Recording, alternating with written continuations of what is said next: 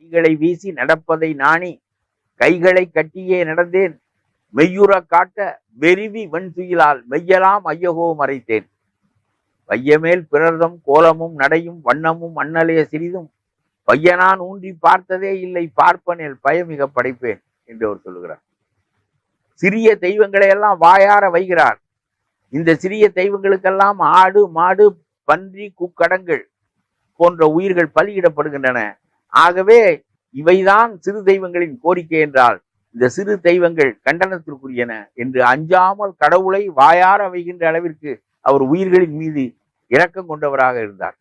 பலிக்கடா முதலிய உயிரை ஒளிவுற கொண்டே போகவும் கண்டே குந்தி நொந்துள நடுக்குற்றேன். கலியுறு சிறிய தெய்வ வெங்கோயில் கண்ட காலத்திலும் பயந்தேன் என்று அவர் சொல்லுகிறார். ஆகவே இந்த வள்ளலாரால் நம்முடைய துறையூர் அடிகள் ஈர்க்கப்பட்டிருக்கிறார் என்றால் அது அடுத்த தலைமுறைக்கு வள்ளலாருடைய கொள்கைகளை எடுத்து செல்வதற்காகத்தான். வடலூரில் எப்படி மூளாத அடுப்பு எரிந்து கொண்டே இருக்கிறதோ, அணையாத அடுப்பு எரிந்து கொண்டே இருக்கிறதோ, அதுபோல இங்கே துறையூரிலும் அணையாத அடுப்பு எரிந்து கொண்டிருக்கிறது. அவர் ஏற்றி வைத்த சுடர் இங்கே ஒரு அறையில் பேணி பாதுகாக்கப்படுகிறது.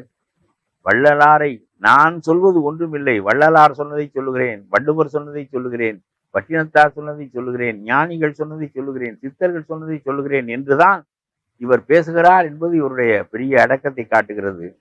இருவேளை உணவு, தன்னுடைய வாழ்வு, அதுபோக இறைவனை பற்றிய சிந்தனை, இதோடு தன்னுடைய வாழ்வு முடியட்டும் என்று கருதாமல் வள்ளலாரை போல சமூக உணர்வு கொண்டு நம்முடைய துறையூர் அடிகள் சிந்திப்பதும் செயல்படுவதும் உண்மையிலேயே ரொம்ப பாராட்டுக்குரியது.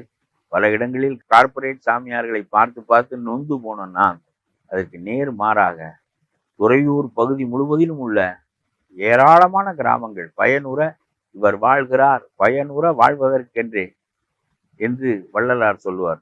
அந்த பயனுற வாழ்வதற்கு இவர் பயன்படுகிறார் என்பது ரொம்பவும் பெருமைக்குரியது, பாராட்டுக்குரியது.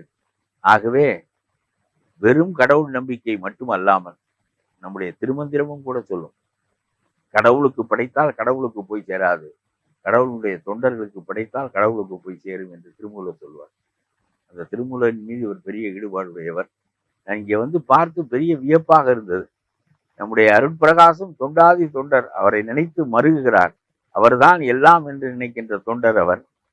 அவர் இடையராது என்னிடம் இவரை பற்றி பேசி என்னை இங்கே அழைத்து வந்தார். ஒரு சிறந்த மகானை, ஒரு சிறந்த மனிதரை பார்க்கின்ற வாய்ப்பு எனக்கு கிடைத்தது.